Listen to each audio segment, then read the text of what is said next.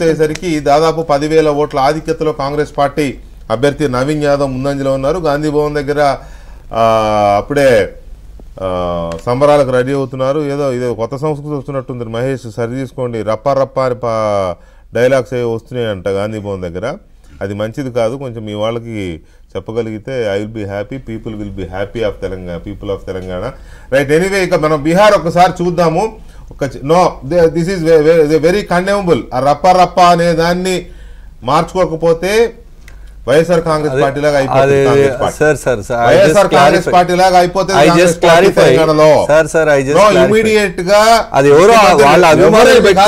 గాంధీ భవన్ దగ్గర అది ఎవరైనా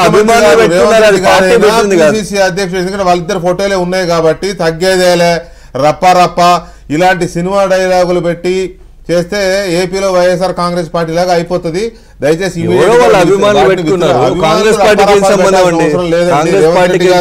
రేవంత్ రెడ్డి గారి డైలాగ్స్ చాలా ఉన్నాయి చెప్పాలంటే, అవి పెట్టుకోవచ్చు. రప్పరప్పలు పెట్టాల్సిన పుష్పాలు ఎర్రచంద్రం స్మగ్లర్లు కాదు కదా మీ వాళ్ళు.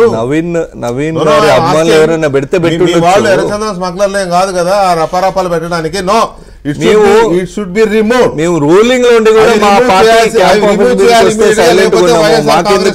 అయిపోతారు రేవంత్ రెడ్డి గారు అండ్ మహేష్ గౌడ్ గారికి చెప్తున్నా నేను. దయచేసి వాటిని మార్పిస్తే మంచిదేమో చూసుకోండి. రైట్, ఒక చిన్న బ్రేక్ తర్వాత బీహార్ ఎలక్షన్ కి వెళ్దాం ప్లీజ్.